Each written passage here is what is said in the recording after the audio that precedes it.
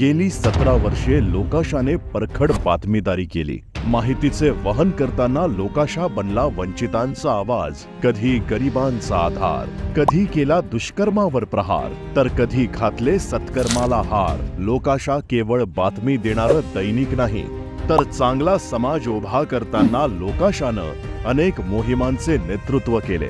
लोकाशाने केले गरीब लेकींचे कन्यादान, तर कधी उभ्या केल्या पूरग्रस्तांसाठी मोहिमा।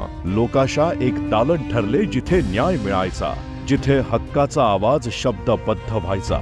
विस्थापित चेहऱ्यांना संधी मिळवून देताना लोकाशा खपला, तर परखड लिखाणात हातोहात अंक आमचा विकला।